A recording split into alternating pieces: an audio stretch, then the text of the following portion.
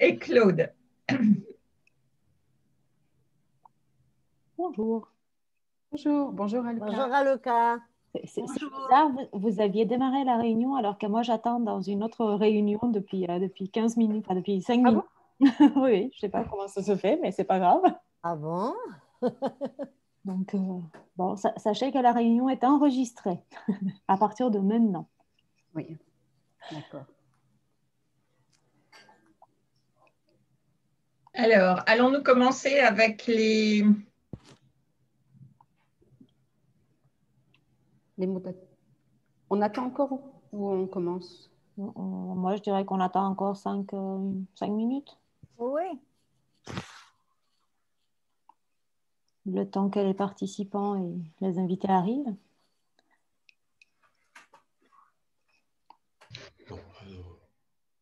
On disait, Raluka, que peut-être dans le courant de la journée, tu recevrais encore des demandes d'accès. Oui. Parce que moi, en tout cas, je sais que j'ai des étudiantes qui m'ont contacté hier soir en disant oui, on veut bien assister aux journées du samedi, à la journée du samedi. Voilà. Donc, mais il n'y a pas de souci, je viens d'envoyer encore 5 mails, là, 5 inscriptions qui sont rajoutées. Donc, j'essaie de suivre ça et de leur envoyer au fur et à mesure. Donc, il n'y a pas de souci.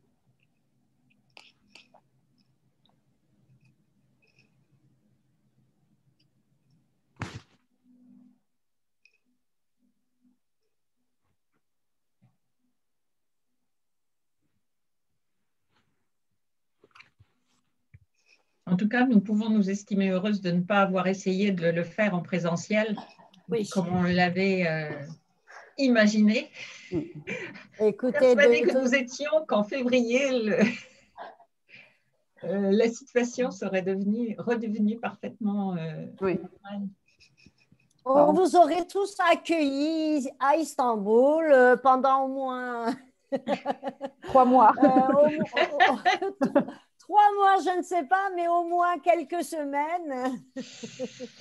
Nous aurions pu créer un atelier d'écriture, enfin de recherche et d'écriture. C'est vrai. De toute façon, ça aurait été pas mal peut-être, parce que les premiers jours de la déclaration de la pandémie étaient vraiment très stressantes pour nous tous, toutes, et vous aussi, je pense. Donc, ensemble, peut-être, on aurait fait quelque chose.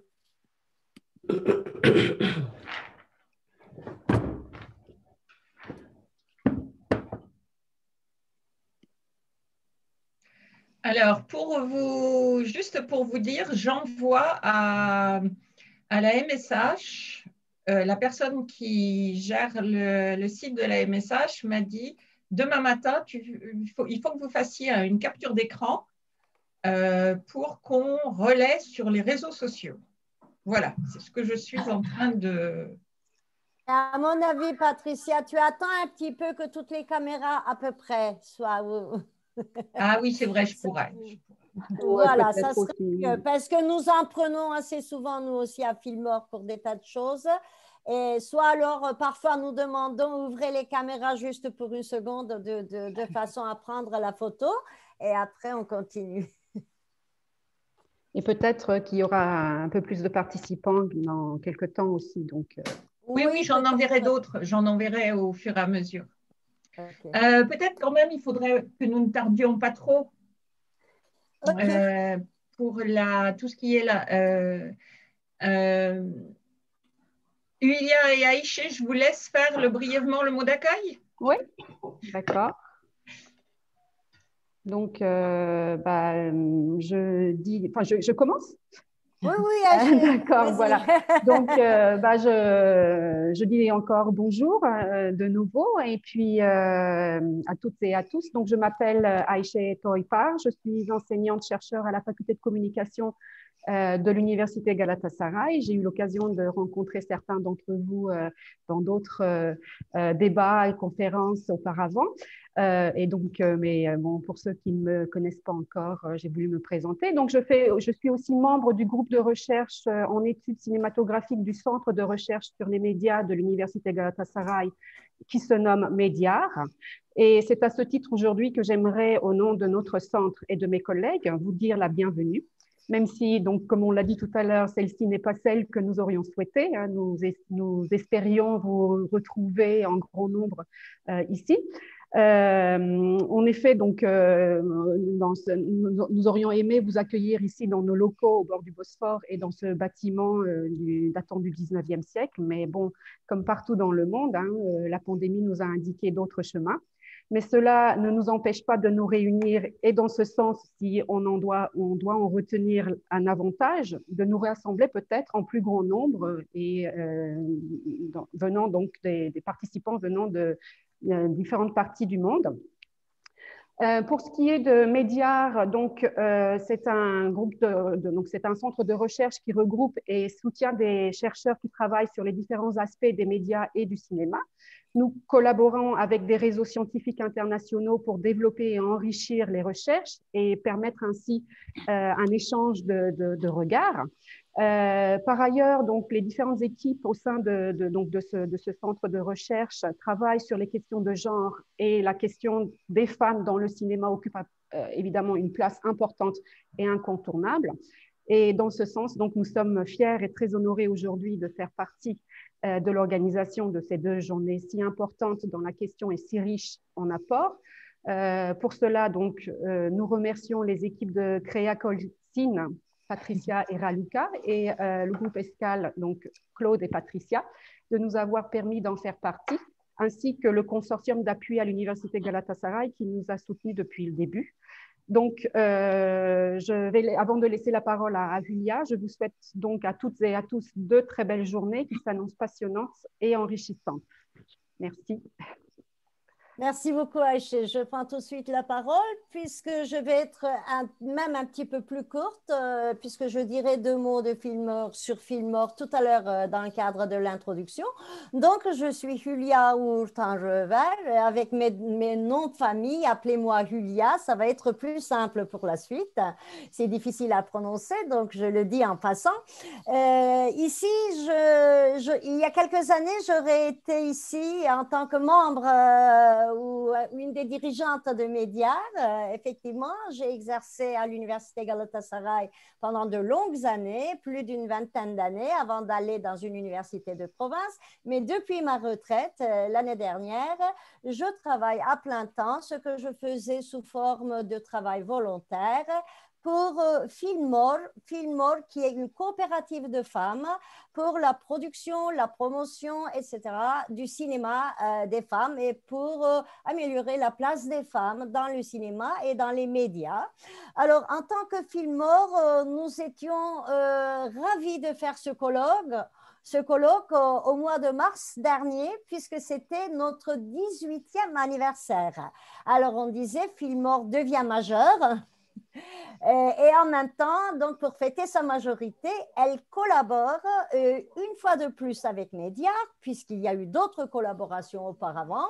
Et donc, on avait tout prévu, du dîner cosy dans le petit restaurant du coin, aux petits ateliers qu'on aurait fait, y compris les petits cadeaux de Fillmore, n'est-ce pas, ces petits sacs en tissu avec nos chats imprimés dessus, etc. Le festival commençait le 16 mars, quand le 13, la pandémie a été déclarée. On était vraiment à 3 jours donc, du festival.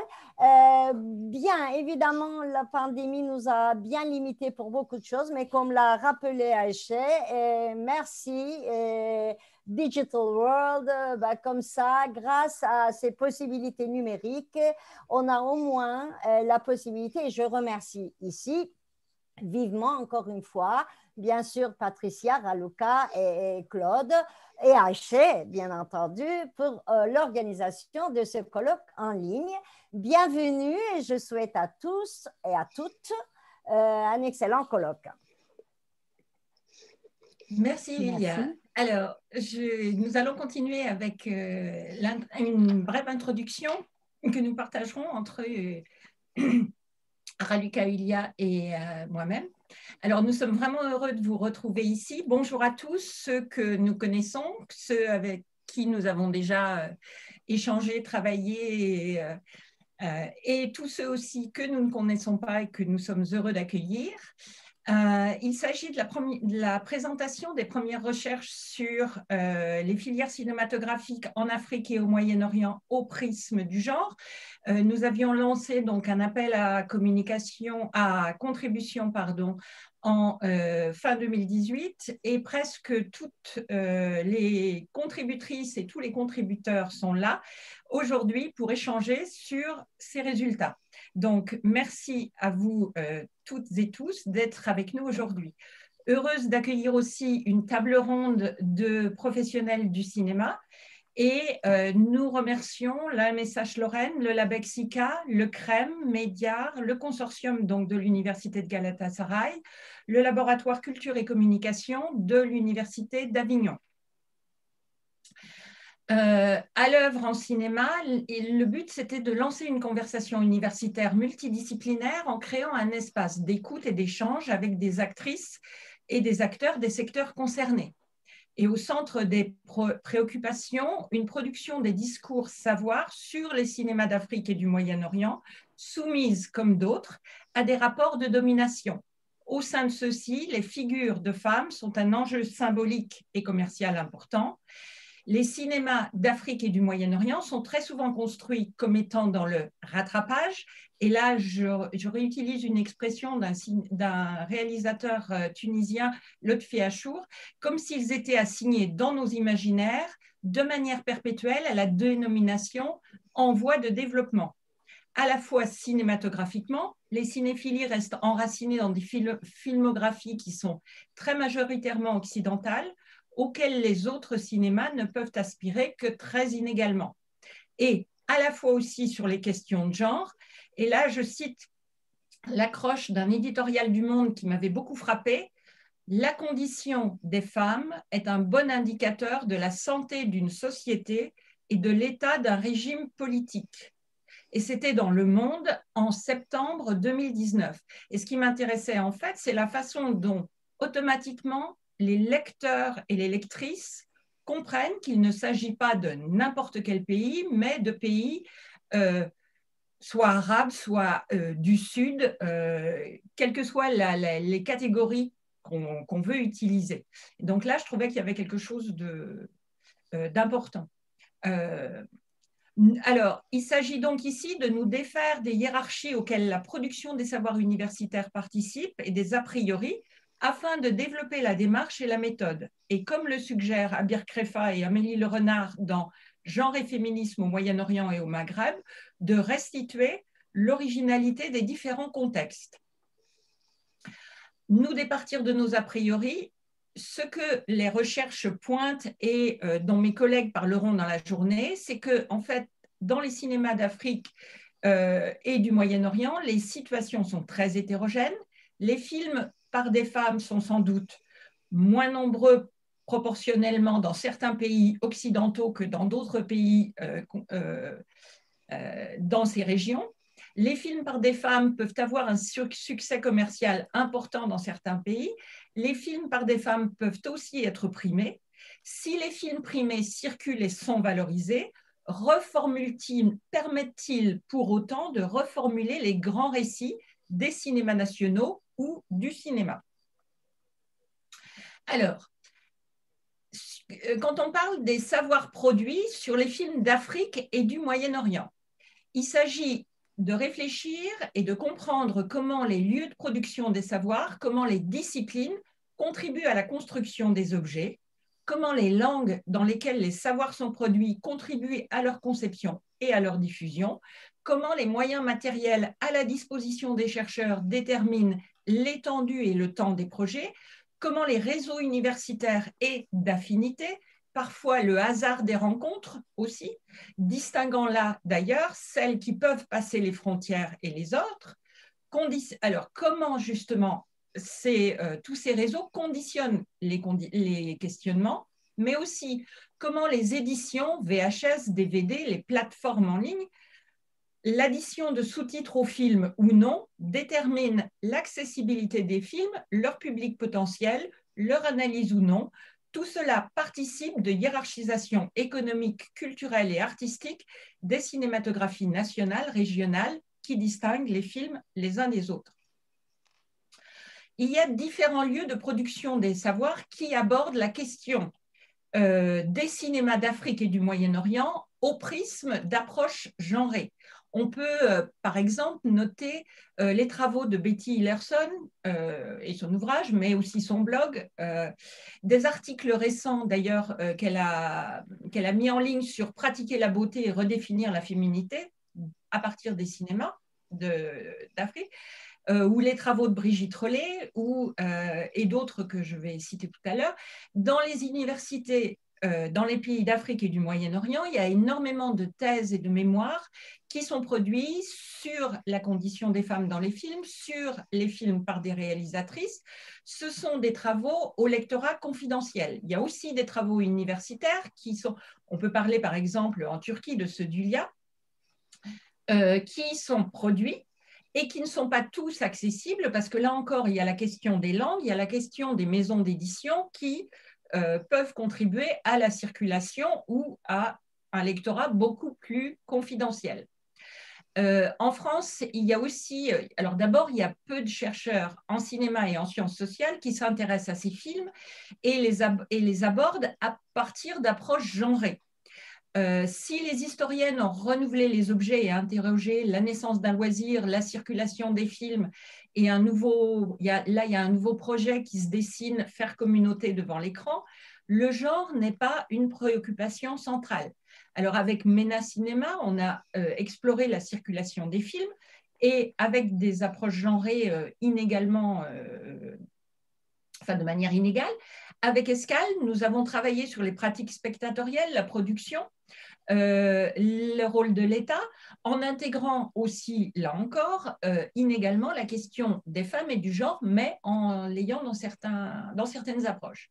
Il y a aussi des chercheurs et chercheuses issus des départements et laboratoires de littérature comparée, de langues et cultures qui travaillent sur ces films.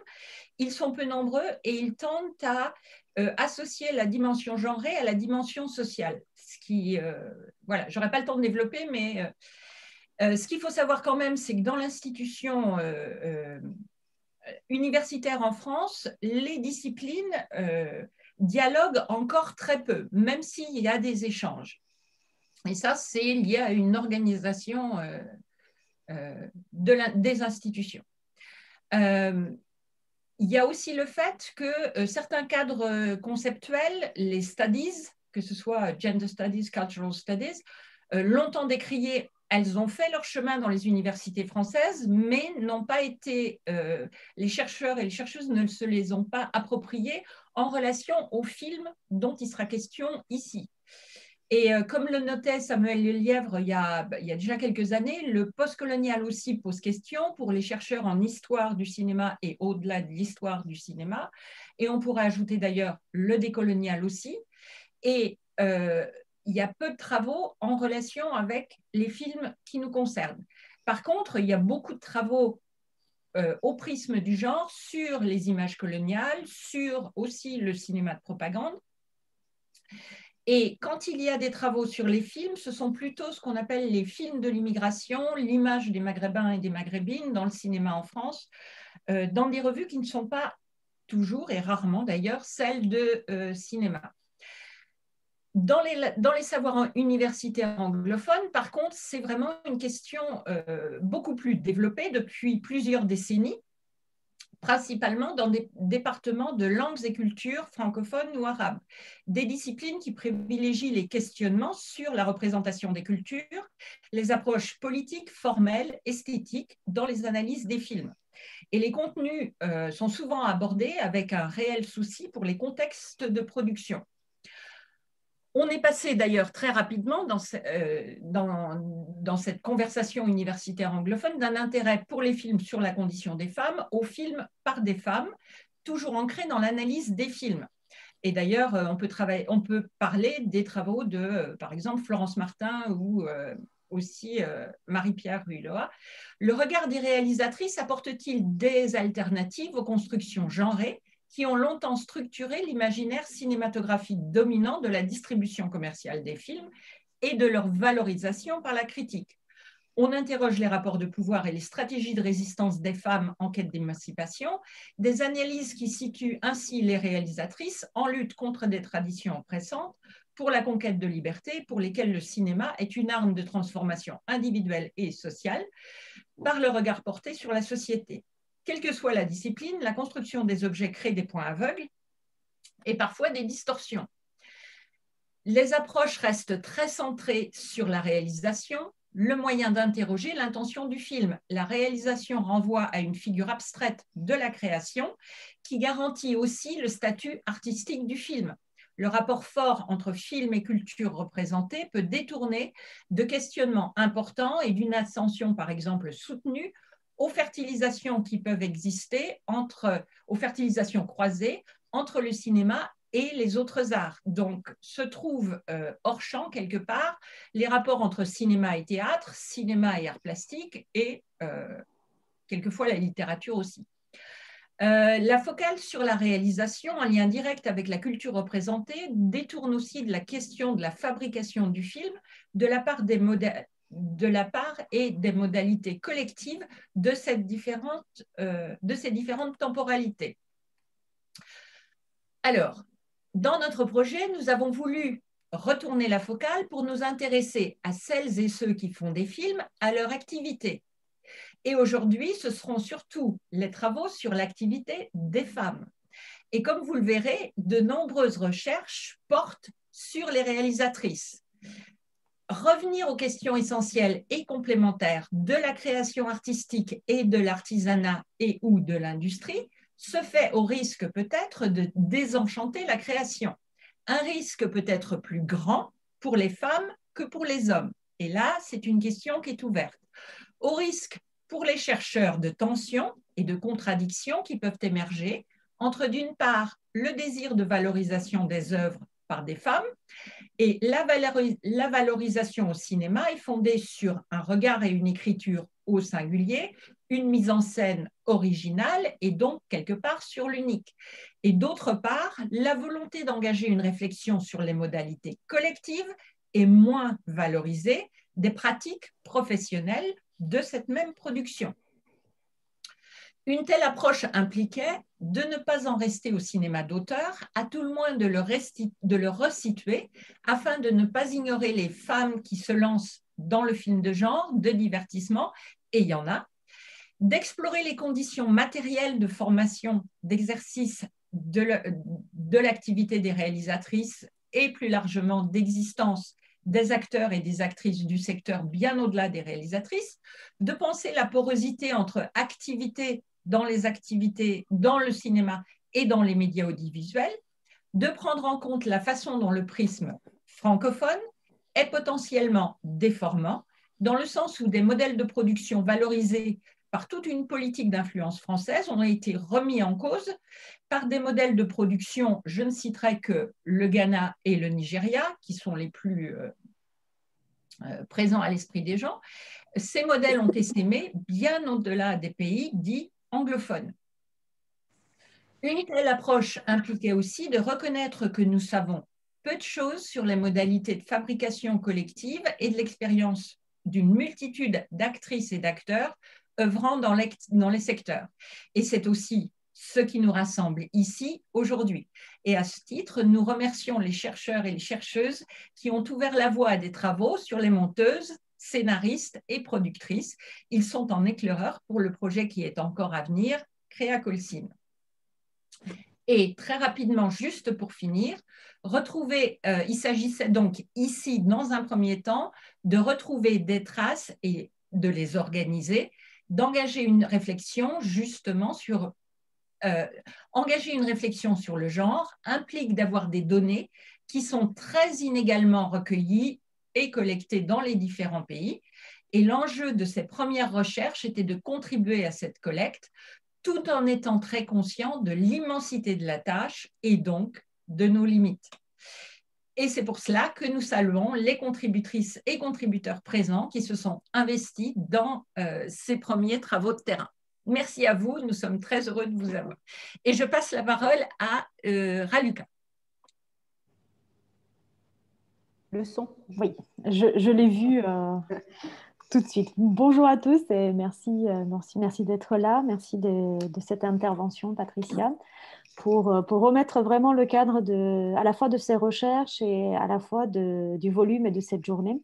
Et je ne vais pas, enfin, compte tenu des temps impartis, en fait, je ne vais pas trop m'étendre sur la discussion, mais je vais essayer juste de faire une présentation succincte à la fois du volume et à la fois de ces 2 journées en fait, de présentation des recherches que nous avons fait sur des terrains exploratoires et qui vont participer au plus grand projet que nous espérons mener bientôt si le confinement veut bien s'arrêter et que nous puissions voyager enfin pour faire nos enquêtes de terrain. Donc, du coup, ce qui nous réunit aujourd'hui, ce sont ces 2 journées de présentation des recherches et nous les avons organisées en fait en 4 sessions de recherche et une table ronde ainsi qu'un atelier de travail en fait qui est destiné aux chercheurs participants au projet. Sur les 4 sessions de recherche, la première va commencer tout de suite d'ici un quart d'heure. On va parler notamment donc, dans cette première session des parcours singuliers. Donc, quel héritage de ces parcours, quel héritage pour la cinématographie.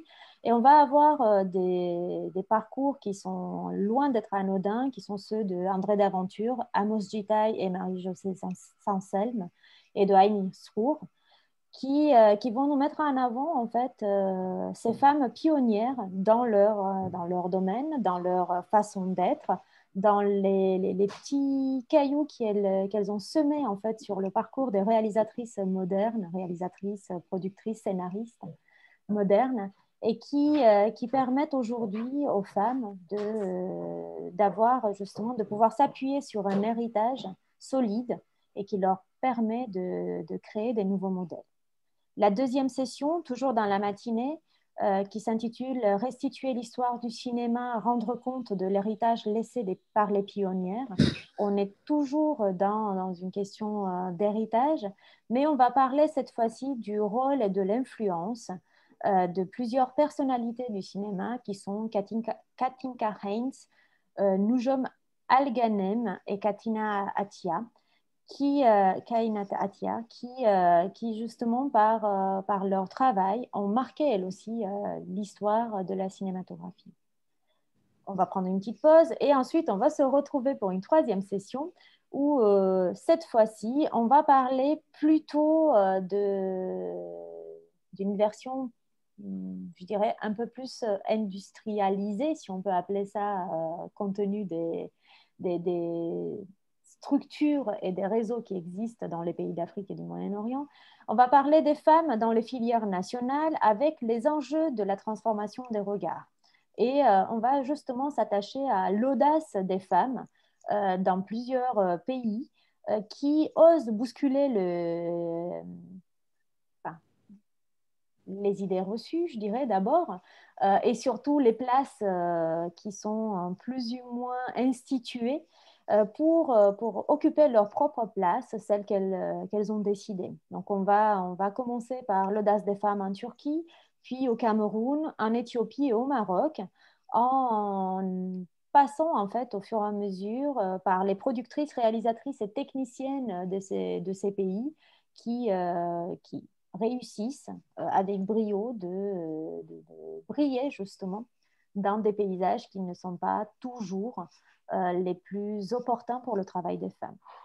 Quatrième session, donc demain matin, dernière session de recherche, elle va porter sur la capacité d'agir et la contestation de l'ordre établi. Encore une fois, on est dans une version un peu révolutionnaire, pas nécessairement de se retourner et prendre les armes, mais juste se retourner contre l'ordre établi et acquérir une nouvelle posture, une nouvelle position, se construire une place de choix en l'occurrence. Et on va parler demain donc, du cinéma algérien, de certaines réalisatrices en Tunisie, de réalisatrices et de réalisatrices qataris. Et comme vous le voyez, en fait, nous sommes à chaque fois sur des terrains qui pourraient être envisagés comme sensibles et pourtant qui sont plutôt prolifiques pour la création. Aujourd'hui, en fait, on va finaliser la journée de recherche de ce vendredi avec une table ronde qui s'annonce elle aussi passionnante, avec des femmes qui sont à l'œuvre dans le cinéma. C'est tout à fait dans le thème.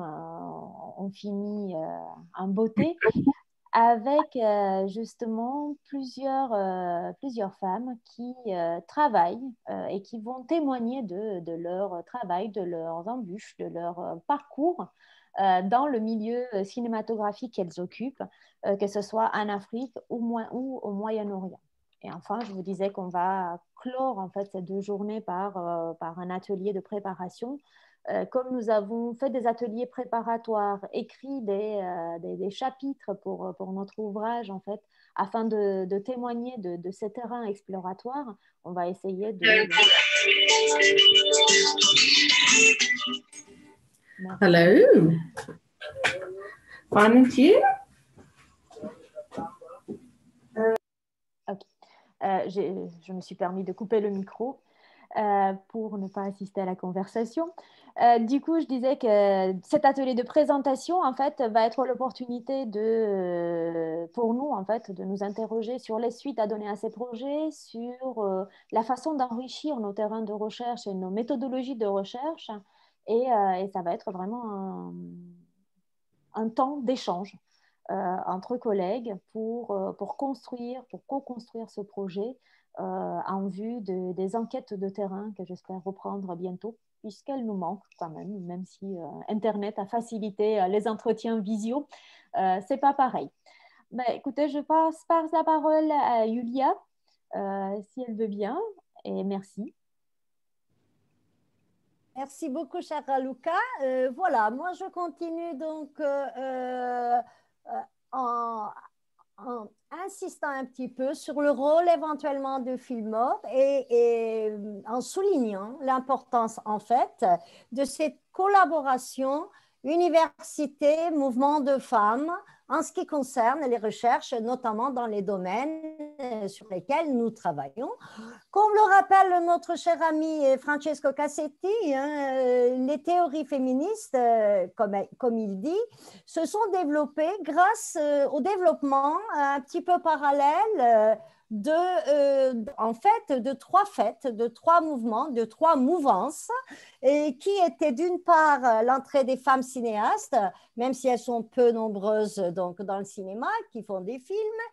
Deuxièmement, la montée des mouvements de femmes, des mouvements de revendication des femmes, donc dans tous les domaines de la vie et à travers le monde.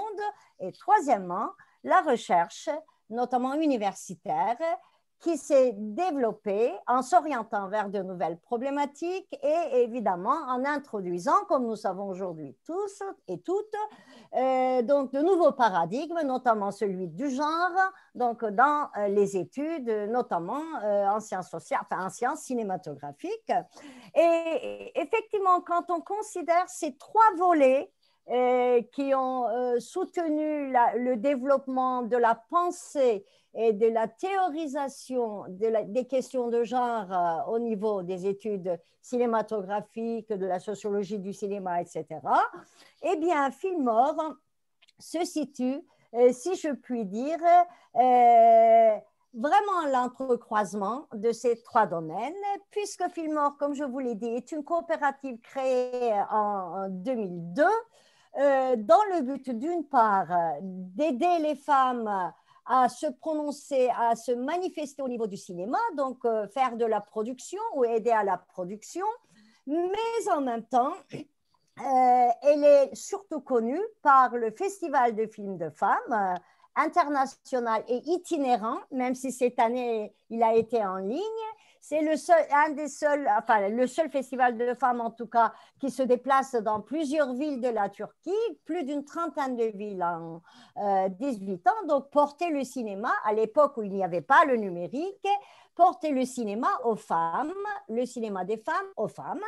Et donc, il faut savoir que Fillmore est en même temps une organisation activiste féministe qui agit dans le sens des droits des femmes et bien sûr des LGBTI+, dans tous les domaines. C'est pour ça qu'elle a beaucoup de soutien international, qu'il s'agisse de soutien, comment dirais-je, d'activistes ou parfois de fonds, justement, de soutien aux défenseurs de droits.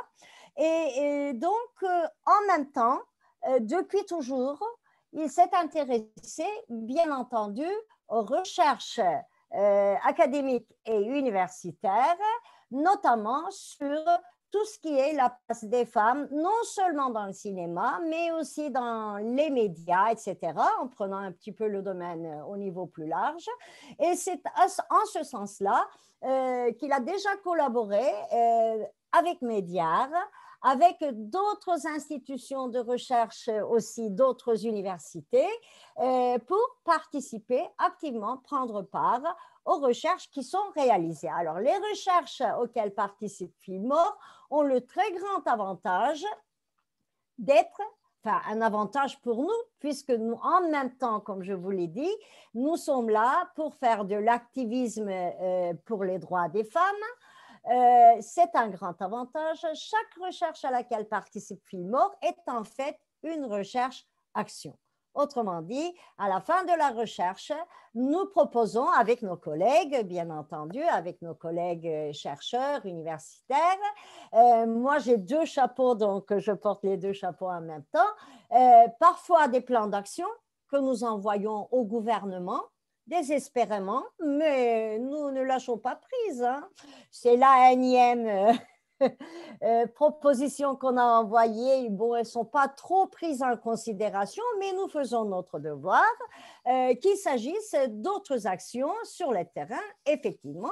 Alors, je donne un exemple de recherche, dont l'une a été réalisée sur la représentation des femmes dans les médias, il y a plus d'une dizaine d'années de cela, qui est l'énorme recherche aussi bien sur les contenus que la place des femmes qui travaillent dans 4 médias, c'est-à-dire les journaux, la radio, la télévision et l'Internet déjà en 2008. Et la deuxième qui a fait qui a fait beaucoup entendre d'elle également, il y a 5 années de cela, c'était la première recherche aussi d'envergure aussi grande, si vous voulez, sur ce que nous appelons aujourd'hui le fémicide, c'est-à-dire les meurtres de femmes, les crimes commis envers les femmes, qui a également été réalisé avec une équipe de l'université Galatasaray. Ceci dit, évidemment, nous en parlerons plus longuement lors de la session où nous allons intervenir avec ma collègue du CNM de l'Université Galatasaray sur les femmes cinéastes en Turquie. Mais disons que Fillmore s'intéresse aux conditions des femmes dans le cinéma de très près. Comme nous le soulignerons cet après-midi, en fait, c'est un peu grâce à l'initiative de Fillmore qui a lancé, il y a maintenant cette année, ça va être la 4e, ce que nous appelons les rencontres du secteur, on appelle ça le secteur cinématographique en Turquie, dans le cadre du festival, donc pendant les journées du festival. Chaque année, nous faisons les rencontres du secteur où nous réunissons des femmes du cinéma, d'un métier différent ou d'une occupation différente. Et donc, nous sommes là pour donner d'une part la parole aux femmes cinéastes dans le cadre du festival en programmant leurs films, rendre visible leur œuvre, produire avec elles. C'est ainsi que cette année, par exemple, nous avons fait 2 documentaires et aussi donner des formations puisque Fillmore s'est également lancé dans le numérique. Nous sommes tous devenus des zombies, comme nous l'appelons. Alors, par le Zoom, nous avons organisé des ateliers de communication numérique féministe pour justement initier les femmes à ce type de communication et aussi à la production, puisqu'il y avait aussi un atelier de production numérique au niveau de la production filmique. Et évidemment, nous sommes à Fillmore très interdisciplinaires. Nous sommes ouverts à l'interdisciplinarité. Je sais que les équipes de Médiare sont très interdisciplinaires aussi quand nous travaillons ensemble. Mais l'ironie du sort, je fais un petit clin d'œil à l'administration turque en disant que la grande institution YÖK, à laquelle sont rattachées toutes les universités, n'aime pas du tout l'interdisciplinarité et même il la déteste. Pourquoi? Parce que j'ai eu plein de problèmes administratifs pour n'avoir pas fait mes études en communication. Et on n'a pas vraiment reconnu mes capacités de travailler dans le domaine des études de la communication et du cinéma. On n'aime pas trop ça en Turquie, les choses les plus classiques, mais nous sommes bien sûr ouverts. Comme à Fillmore, nous avons toutes femmes venues de différents horizons et de formations. Je termine. Donc, les travaux aussi que nous soutenons sont toujours interdisciplinaires. Je vous souhaite, enfin, j'espère que ce sera un excellent colloque pour avancer encore plus tous nos travaux. J'espère et j'en suis convaincue dès maintenant. Merci.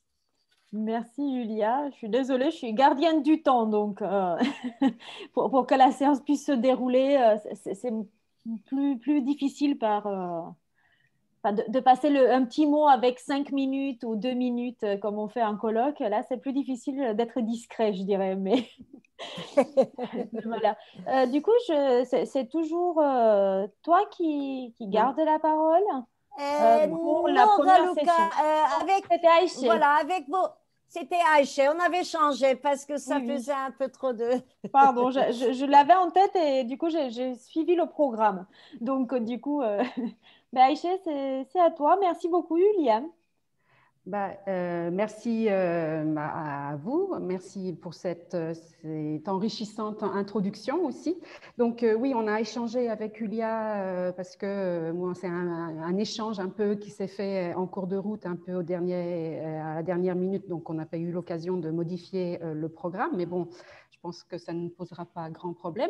Et dans ce sens-là, donc j'ai l'honneur et le plaisir évidemment de modérer cette première session qui s'intitule, comme l'a rappelé Raluca tout à l'heure, Parcours singulier, quel héritage, et qui a toute son importance, hein, comme toutes les autres, mais bon, comme c'est la première, elle garde donc cette qualité, disons.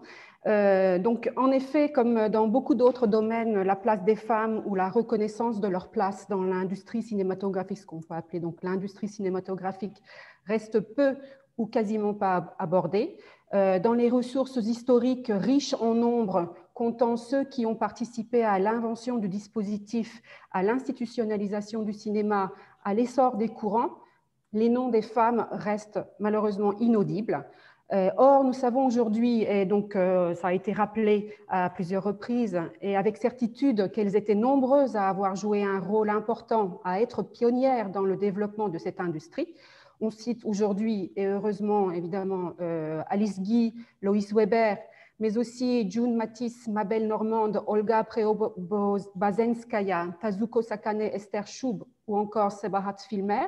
Mais combien d'autres à révéler et à connaître mieux donc, ce dont cette session a pour ambition et ces journées ont pour ambition.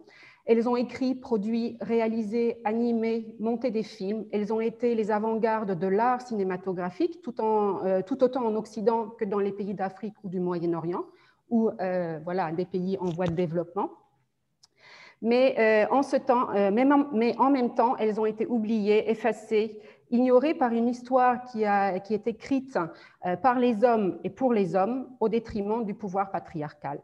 Les recherches et les luttes se poursuivent, se multiplient, s'enrichissent et permettent enfin de reconnaître l'héritage pour celles qui ne sont plus et la valeur de celles qui sont actives, donc de ces femmes dans le cinéma, de les sortir de leur singularité dans le sens de l'étrangeté, en ce qui concerne leur place dans ce domaine, et mettre en valeur leur singularité dans le sens de leur unicité, de leur originalité, de leur apport. Mais il y a encore évidemment beaucoup à faire, Donc, je ne vais pas continuer longtemps et entamer donc, dans le temps des intervenants. Donc, je vais je vais leur laisser la parole maintenant. Et bon, pour rappeler, vous aurez donc entre 15 et 20 minutes donc, de présentation, après laquelle nous procéderons à une dizaine de minutes de questions-débats après chaque intervention. Donc, nous allons commencer par Monsieur Claude Forest. Donc, pour rappeler, il est professeur émérite, chercheur en économie et sociologie du cinéma. Ses travaux portent principalement sur l'histoire économique de la filière cinématographique en Afrique et en France, ainsi que sur la socio-économie de la demande. Il a de nombreuses publications. Parmi celles-ci, on peut citer les salles de cinéma en Afrique subsaharienne et francophone, 1926-1980, qui a été publié en 2019, Production et financement du cinéma en Afrique subsaharienne encore francophone en 2019. Voilà, je n'en cite que certains. Pourquoi produire des films Afrique et Moyen-Orient en 2018? Donc voilà, toute une publication très riche. Son intervention s'intitule « André Deventure, monteuse, un œil à l'écoute ». Je vous laisse donc la parole, Monsieur Forest. Merci bien. Et c'est avec plaisir qu'on se retrouve, enfin que je vous retrouve, parce que quand même, Aïcha et Oulia, vous nous aviez accueillis il y a presque 3 ans maintenant à Istanbul pour ce colloque autour et dans l'Institut français. Donc, ça avait été un grand plaisir de découvrir la ville et vous aviez accueilli et guidé formidablement, avec Ramika d'ailleurs aussi, hein, si mes souvenirs sont exacts. Voilà, et c'était très plaisant. Alors, c'est un peu moins plaisant, bien sûr, à distance, mais voilà, malgré tout, c'est important de conserver le lien et de pouvoir avoir ces échanges. J'ai juste une question technique. Est-ce que, quand on fait écran partagé, est-ce que vous pouvez voir donc les images qu'il y a? Oui, ça fonctionne. Très bien. Donc, je le ferai sur quelques photos et ce sera sur une partie de l'écran. D'accord? Tout fonctionne a priori. Tout fonctionne a priori. Juste, je fais juste l'essai pour… voilà. Là, voilà, est-ce que ce serait du coup bon? Est-ce que vous voyez l'écran là? Oui, c'est bon. On le voit. C'est bon? Oui. Et donc, vous voyez la photo qu'il y a, c'est ça? Tout à fait. D'accord. Et comment je vais faire là, du coup? Je ne suis pas habitué, moi. Il faut quitter, en fait, vous quittez le partage d'écran et du coup, vous revenez…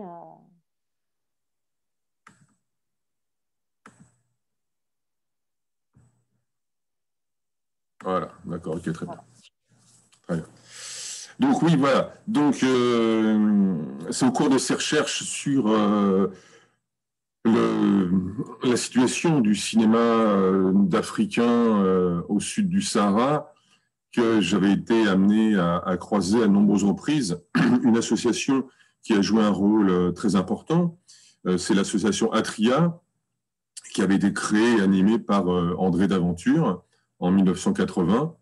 Et c'est la suite de quoi je me suis intéressé et interrogé d'abord sur la place qu'avait pu avoir cette monteuse, étant donné que, comme le rappelait Patricia tout au début, les études sur les femmes en général, hormis les réalisatrices, sont peu nombreuses, et sur les techniciens, techniciennes, quasiment inexistants, au moins sur la sphère francophone, et que, par exemple, il n'existe, à ma connaissance, aucune monographie sur les monteurs ou monteuses, pas plus que sur les directeurs photo ou d'autres métiers de techniciens.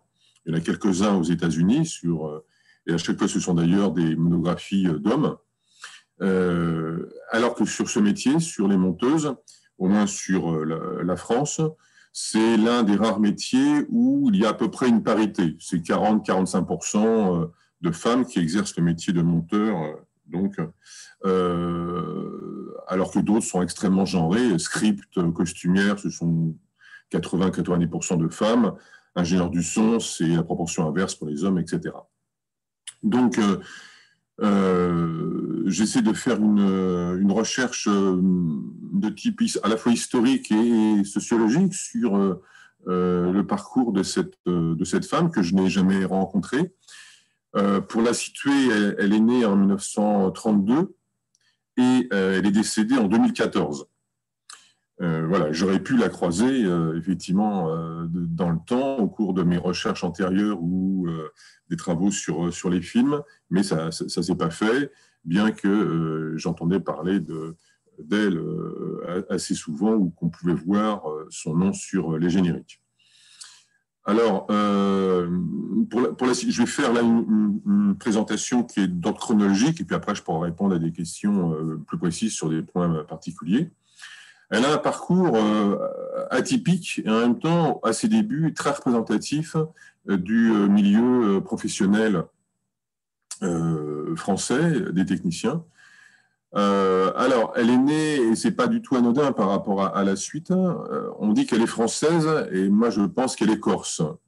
Alors, on ne va pas faire un débat à l'intérieur, mais c'est vrai que l'aspect insulaire et l'aspect du caractère de la personne, je pense, est assez marqué effectivement par ses origines. Et la Corse est connue, alors je parle là pour nos amis turcs et peut-être d'autres pays, pour avoir certaines singularités en termes de fonctionnement, de culture. C'est d'ailleurs la seule région encore en France où certains, de manière assez importante, revendiquent un nationalisme, voire une indépendance par rapport à la métropole, et où la place des femmes est historiquement importante et reconnue, notamment avec une certaine propension à un caractère un peu fort, voire un matriarcat. Et c'est tout à fait le cas. Elle est issue d'une famille extrêmement pauvre, vraiment très, très, très pauvre, dans la mesure où, dans les années 20-30 encore, sa famille ne possédait pas d'argent au sens fiduciaire du terme. C'est-à-dire que les échanges se faisaient encore sous forme du troc, production de la terre. Le père était à la fois gendarme et paysan. Et d'ailleurs, l'une de ses filles, sa fille aînée, que l'on connaît par ailleurs, c'est Noël Vincenzini, puisque le nom de famille du père, c'est Vincenzini, et que André Laventure est né Vincenzini. Elle a écrit plusieurs ouvrages et elle a un passé qui marque et qui va marquer aussi André Laventure, dans la mesure où très jeune, à 17 ans, 18 ans, elle s'engage dans la résistance, puisque la France est occupée par l'Allemagne en 1942-44, et qu'elle va être déportée à Ravensbrück. Elle a 18 ans, elle va en revenir, et évidemment, la figure de cette sœur aînée marque d'autant plus l'ensemble de la fratrie, de par les faits. Elle va en revenir, naturellement. Elle va épouser Jean-Pierre Chabrol, qui est un grand écrivain, engagé communiste. Et donc, ces deux aspects, à la fois la Corse, à la fois la résistance aux côtés du Parti communiste, va jouer un rôle très important dans toute la fratrie. Ils sont 9 enfants, 5 filles et 4 garçons, mais c'est Noël, l'aîné, qui joue le rôle le plus important. Donc, famille très pauvre, travail de la terre, solidarité. La maison est ouverte malgré le fait qu'il n'y ait pas d'argent. Et cette solidarité, bien sûr, ouvre à l'aspect d'engagement politique qui va se faire autour du Parti communiste. Elle va quitter l'île avant ses 18 ans pour arriver justement en région parisienne et est hébergée par la grande sœur qui est là depuis, elle, une décennie. Je passe brièvement, mais c'est pour situer ces aspects-là qui sont fondateurs, bien sûr, dans son parcours et son engagement ultérieur. Ses frères, d'ailleurs, plusieurs de ses frères vont travailler, engagés à l'Humanité, le journal L'Humanité, qui est le journal du Parti communiste français. Et d'ailleurs, dès son arrivée en 1952, André Laventure va poser pour l'un de ses frères, qui est photographe, dans un roman photo. Je vous le mets à nouveau en écran partagé. Dans un roman photo qui va paraître dans l'Humanité. Mince. Excusez-moi sur la manipulation. Voilà. un petit roman photo, donc avec son frère Bernard, donc pour montrer cet engagement communiste. Là, je ne suis pas doué, excusez-moi. Pour revenir, Gralucha, tu me dis? J'ai arrêté, ok, ça marche. Merci, merci. Donc, engagement au Parti communiste, elle va adhérer au Parti communiste, elle va aussi adhérer à la CGT Spectacle, puisque grâce à des rencontres, la famille donc Chabrol, Vincenzini, est une famille très ouverte, et ils connaissent beaucoup de gens. Aragon est le mentor de Chabrol. Beaucoup de gens viennent, les Brassens, Brel, etc. Et c'est à cette raison-là que André Laventure va connaître et est introduit dans le milieu du cinéma. Parce que l'un des membres de sa famille connaît une grande monteuse de l'époque qui s'appelle Victoria Mercanton, qui a monté de très nombreux films et qui était engagée aussi au Parti communiste, et va la prendre sous son aile. Alors, à l'époque, l'entrée dans le métier est très codifiée depuis la Seconde Guerre mondiale. Il faut d'abord faire un stage de 6 mois. Donc, elle fait un stage de 6 mois au laboratoire LCM, Laboratoire Cinématographique Moderne, où elle est petite main, naturellement. Elle marque la pellicule et ainsi de suite. Après son stage de 6 mois, il faut qu'elle fasse 3 stages dans un court ou long métrage, ce qu'elle va faire, donc en 52-53. Et à la suite de quoi, elle peut enfin être assistante monteuse. C'est la hiérarchie. Il faut d'abord être stagiaire, les laboratoires, plus. Et elle le fait dans le cinéma commercial français traditionnel. Elle va travailler sur les films des grands réalisateurs de l'époque, Claude Bernard, etc. Excusez-moi. Et Gabriel Rongier, et ainsi de suite, ce qui sont les grands cinéastes populaires de cette période de la fin, deuxième moitié des années 50 et début des années 60. Elle va ensuite faire un choix qui est assez particulier, puisqu'elle va décider de s'orienter vers la télévision. C'est le début des années 60, c'est le début de la télévision française. À l'époque, c'est assez mal vu.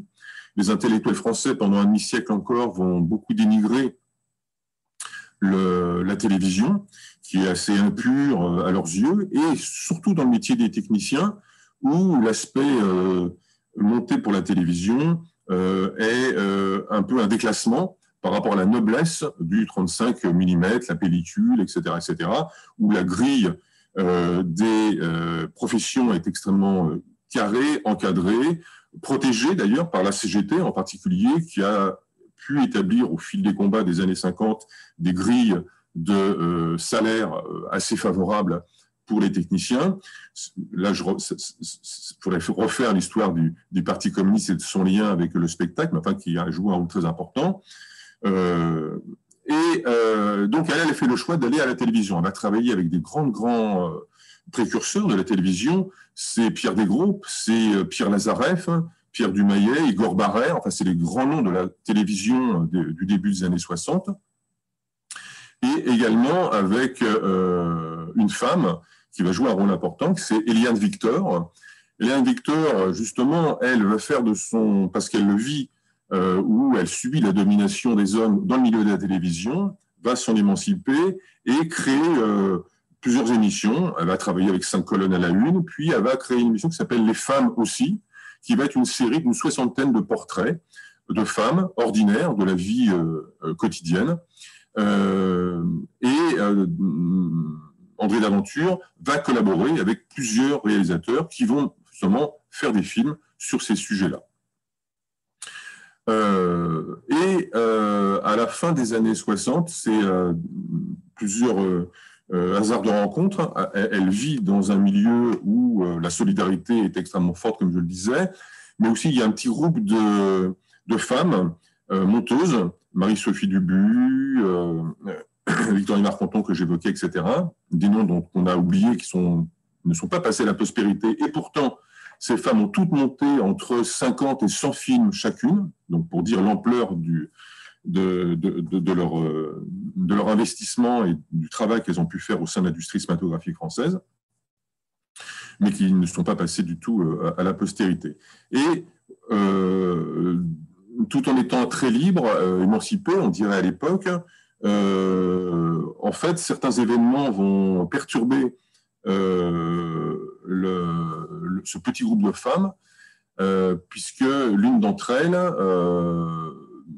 va mourir assez jeune, semble-t-il aussi de cette vie très libérée, et ça va être un choc de conscience qui correspond aussi aux années 67-68, avec l'aspect, bien sûr, inscription dans des problèmes sociaux dans le milieu du cinéma.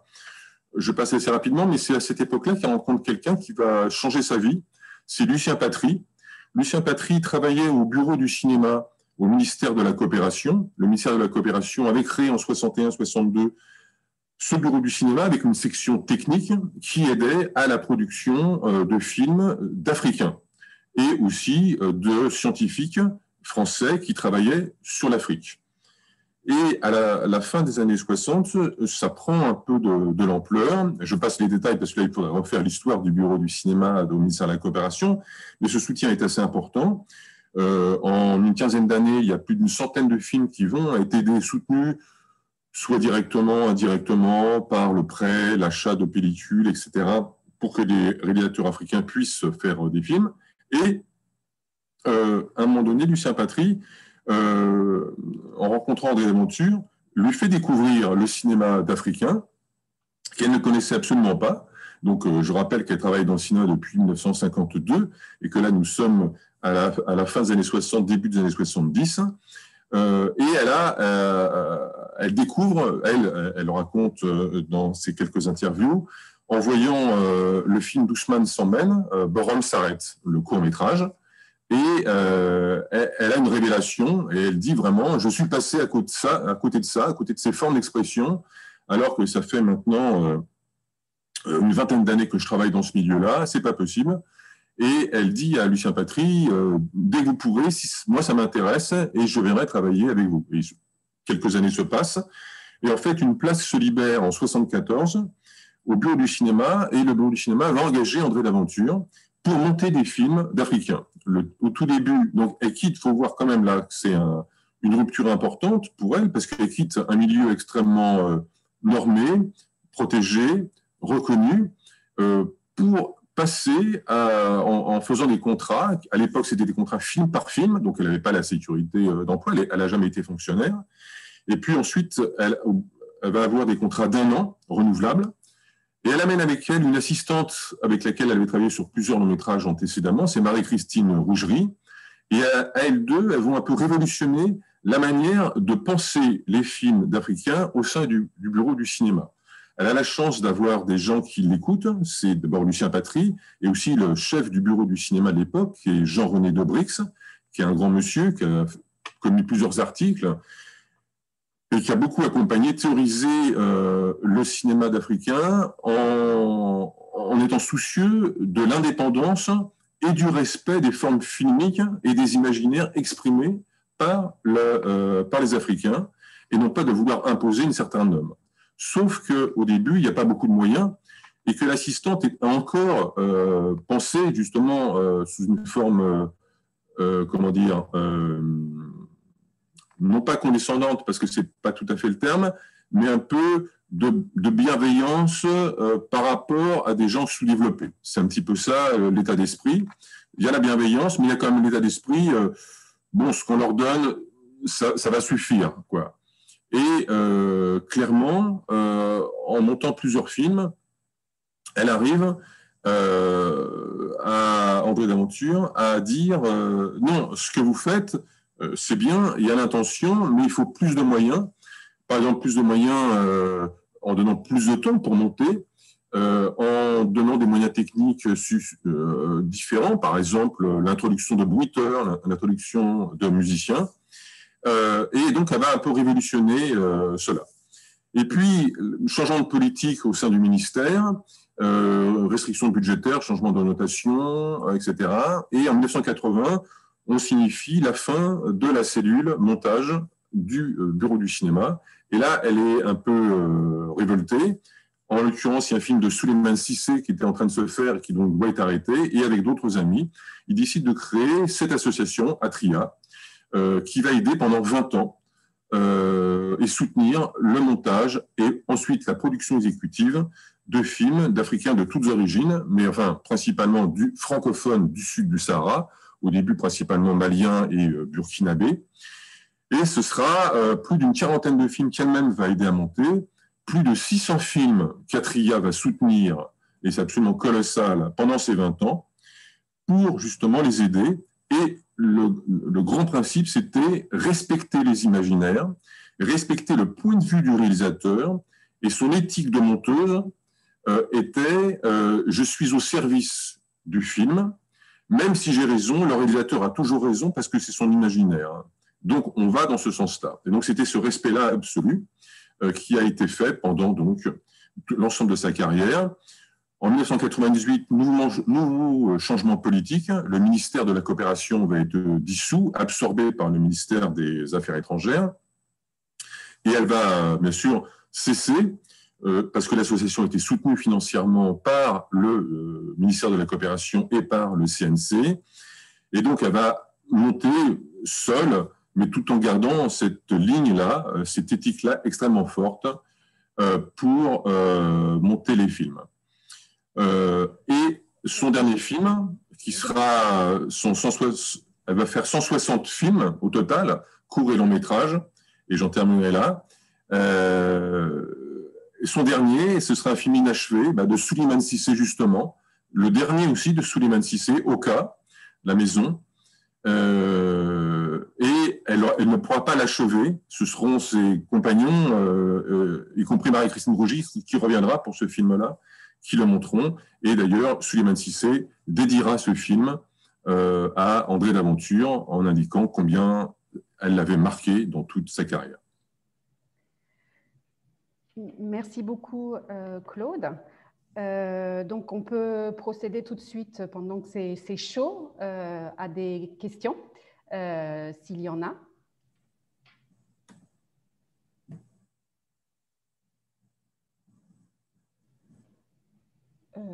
Je peux peut-être, oui.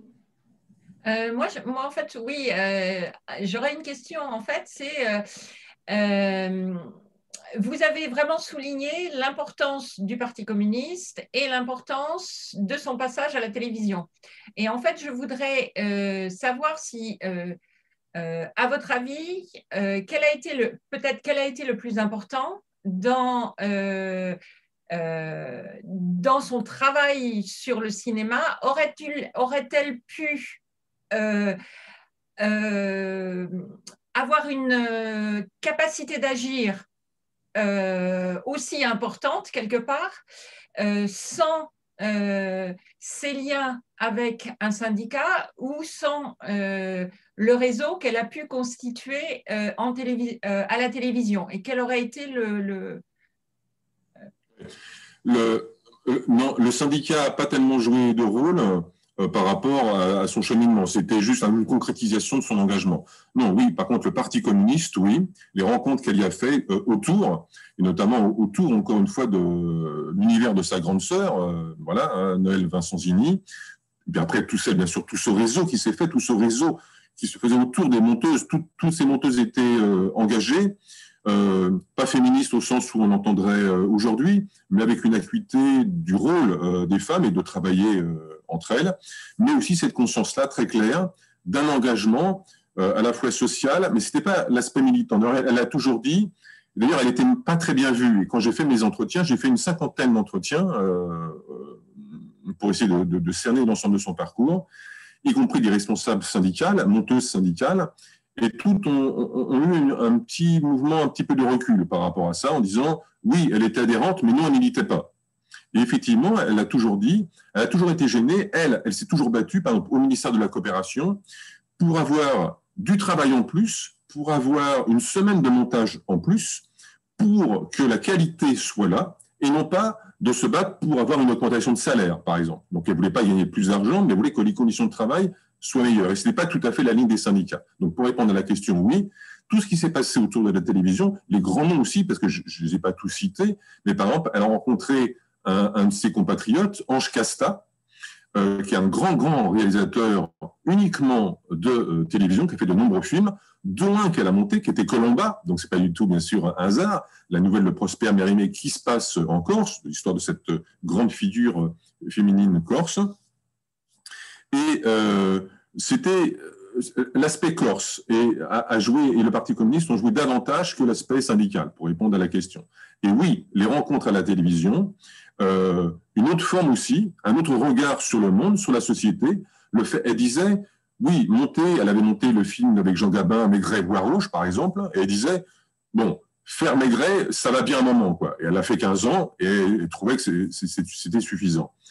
Et s'engager sur les sujets de société avec Eliane Victor, par exemple, avec Ange Casta, avec tous ceux de l'époque, Igor Barrère, etc., qui étaient engagés sur le terrain, engagés aussi politiquement, des films sur le Vietnam, sur la Palestine, etc., lui ont fait prendre conscience, et c'était un engagement politique, mais au sens large, au sens mondial. Et c'est pour ça, d'ailleurs, qu'au milieu des années 70, elle va s'éloigner du Parti communiste, et à la fin, elle ne va plus adhérer, même plus acheter l'humanité, etc., comme beaucoup d'intellectuels et beaucoup de personnes autour du Parti communiste, parce qu'elle trouvait que le PCF ne répondait plus du tout à l'engagement qui se faisait, aux changements mondiaux qui s'opéraient, notamment autour de la question Israël-Palestine, mais aussi la problématique du tiers-monde. Et c'est ça qu'elle va rencontrer. Et donc, du coup, je pense qu'elle va passer psychologiquement d'un engagement pour une cause qui était globale, générale, incarnée par, encore une fois, le rôle du Parti communiste très fort dans les années 50 et 60 encore. Et sa cause, c'est devenu l'Afrique, véritablement. Mais grâce, encore une fois, à ces rencontres de hasard,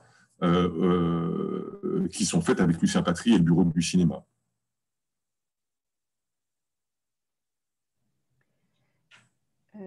D'autres questions? Oui, bonjour. Bonjour. Donc moi, c'est Ons. Moi, je voudrais poser la question sur la liaison de... En fait, je sais que André Daventure avait des liens privilégiés avec le cinéma tunisien et qu'elle a soutenu beaucoup de réalisateurs et qu'elle les a même reçus chez elle pendant de très longues périodes en France pour soutenir justement leurs projets, surtout à leur début, comme Farid Bourdir. Est-ce que vous pouvez nous éclairer sur ce point-là, sa liaison avec le cinéma tunisien? Oui, c'était à la cessation du ministère de la Coopération en 80. Elle s'engage en fait avec un groupe d'amis, ils sont 8, dont Farid Bourdir, qui va participer à la création d'Atria. Lui, il donne son nom, parce qu'il est journaliste, il est un peu connu à l'époque, il vient de faire des films, etc. Donc, il donne son nom et il participe à la réflexion intellectuelle. C'est ça qui est intéressant. C'est-à-dire que, issu d'une famille, je le soulignais, extrêmement pauvre, mais vraiment très pauvre, elle s'est construite intellectuellement, et ça, c'est grâce au Parti communiste. C'est grâce à ces rencontres qui faisaient cette promotion sociale.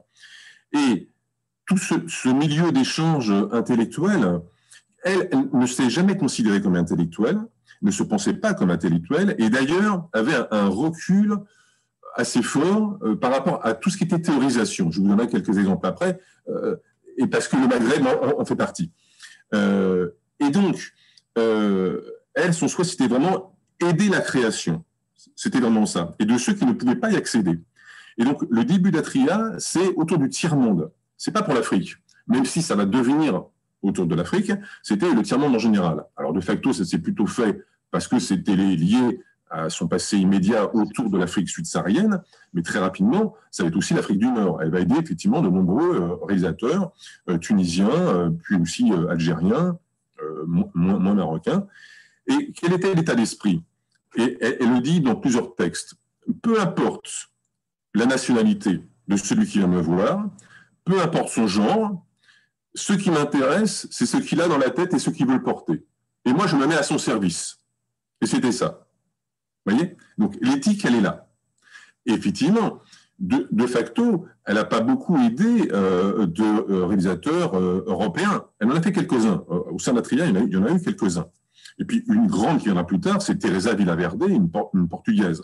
Mais du coup, ce qui était intéressant, c'était parce que elle se situait en dehors du cadre commercial, c'est-à-dire industriel. Elle aidait tous ceux qui en avaient besoin. Donc, ceux qui n'en avaient pas besoin, ils ne faisaient pas appel à elle. Vous voyez ce que je veux dire? Donc, ça se fait en ce sens-là. Et oui, là, il faudrait revenir. Et il y aurait, alors, j'ai développé la recherche ultérieurement sur ce qu'était Atria, ce qu'a été Atria. Atria, je l'appelais la maison des cinéastes parce qu'effectivement, c'était un lieu où tout le monde venait, où la porte, d'ailleurs, c'était marqué « Entrer sans frapper ».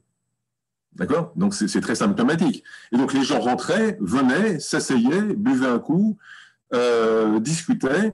Et une de ces caractéristiques, et qui énervait d'ailleurs certains réalisateurs, je pourrais vous donner des anecdotes là-dessus, c'était que jamais sa porte de montage n'était fermée, au sens physique du terme. C'est-à-dire que donc tout le monde pouvait venir. Et alors qu'il montait un film de Retipan, il y avait Souleymane Cissé qui venait et qui lui demandait quelque chose. Et puis on l'a sollicité au téléphone, voilà. Donc elle a été aussi un peu appelée Mère Teresa, c'était ce côté. Alors que, j'en ai la confirmation, elle n'était pas religieuse. Hein, et elle a été élevée dans le catholicisme traditionnellement, mais elle s'en est éloignée très rapidement. Et puis tout son engagement autour du Parti communiste fait qu'effectivement, il y avait le côté athée. Et pourtant, cet engagement-là, c'est un engagement, non pas du tout, encore une fois, intellectualisé, il faut aider les pauvres, il faut aider ceux qui... Non, c'est pas du tout ça. C'était, alors, c'est un amour. Je pense qu'elle avait un amour, mais un amour au sens grec. Alors, on ne va pas théoriser là-dessus, mais enfin, c'était le sens, c'était l'agapé. D'accord? C'était moi ça. C'était je donne à ceux qui passent à côté de moi. Et donc, bien sûr, ceux qui passaient à côté d'elle, c'était ceux qui en avaient besoin. Et à l'époque, naturellement, et j'en reviens et je réponds complètement à votre question, ça a été effectivement beaucoup l'Afrique de l'Ouest sud-saharienne et puis une partie de l'Afrique du Nord, de ceux qui ne pouvaient pas s'insérer dans les circuits commerciaux traditionnels. Merci encore une fois pour cette réponse. Donc, je pense qu'on peut continuer encore peut-être dans la discussion parce que c'est vraiment très, très intéressant, mais on n'a malheureusement pas le temps. Mais peut-être qu'après, à la fin de la session, si on a le temps de revenir sur les différentes présentations, on pourra développer encore un peu plus. Donc, je vais passer à la deuxième intervention.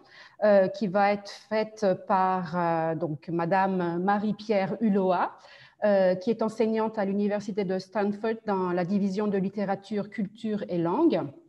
Elle est diplômée de Sciences Po Paris, docteur de l'École des hautes études en sciences sociales.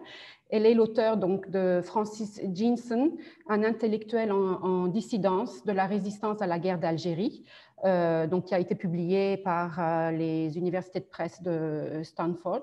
Et un deuxième livre, donc une deuxième publication, le nouveau rêve américain du Maghreb à la Californie, qui a été publié par les éditions du CNRS en 2019.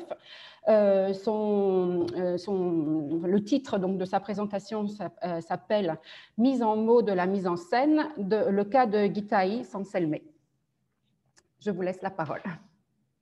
Merci, merci beaucoup et encore une fois un grand merci à toutes les organisatrices et organisateurs et, pour leur persévérance et ce sens de communauté qui est créé en ligne et qui nous permet de nous réunir dans ces conditions exceptionnelles. Alors, aujourd'hui, je vais vous parler, alors non pas d'une monteuse, mais d'une scénariste, et je vais aborder un autre aspect de mon travail qui est le travail autour des archives Amos Gitaï à l'université de Stanford, puisque depuis 3 ans, nous avons recueilli ces archives, une partie de ces archives digitales. Alors, je vais essayer de partager mon écran, si c'est possible. Alors, là, je vois que Vous n'êtes pas administratrice, donc vous ne pouvez pas le faire. Ah. Je ne sais pas, il faut essayer. Pour l'instant, c'est Claude qui est l'animateur. Donc, Ah, alors comment faire? Bon, oui, effectivement, ce n'est pas possible. Claude, est-ce que vous pouvez faire un clic droit sur le nom de Marie-Pierre Ulloa? Et normalement, vous avez le droit de dire qu'elle est administratrice, pas animatrice.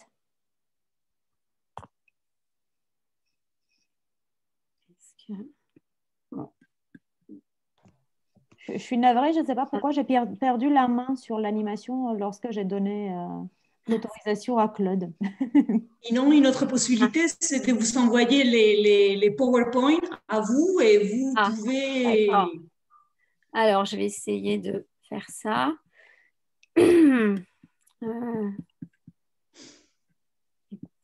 Alors, donc, bon, je vais essayer de faire ça. Alors, je vous parle donc de Marie-Josée Sanselme, qui est l'unique scénariste de Amos Gitaï. Donc, Amos Gitaï est un réalisateur qui a... Alors, attendez. Est-ce que ça va être possible? Donc, je l'envoie à Patricia. C'est ça? Oui, à moi. Mais... Claude, si vous pouvez faire... Oui. Lucas, comment voulez-vous que je fasse? Alors, si vous pouvez juste faire un clic droit sur mon nom et me mettre à animateur, du coup, je reprends la main et je peux... Sur votre nom? Oui, vous avez un plus quand vous allez sur mon nom, dans la fenêtre des participants. Est-ce que... Bon, écoutez, autrement, bon, Claude, il faut mettre la liste des participants à droite. Tu cliques sur participants en bas et tu as la liste des participants qui s'affiche sur la droite de l'écran. Alors, comment? Oui. Et tu fais un clic droit sur ton nom, c'est ça? Sur mon nom. Sur le mien, sur celui de Raluca. Je fais rien. J'ai bien votre nom, mais j'ai pas. Alors, est-ce que... Alors, moi, je vous envoie je vous envoie par PDF.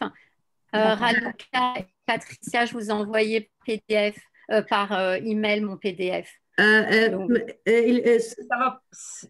vous suggère que M. Claude Forest se déconnecte et du coup, tout ce qu'il a, il va partir et il se connecte. Je récupère.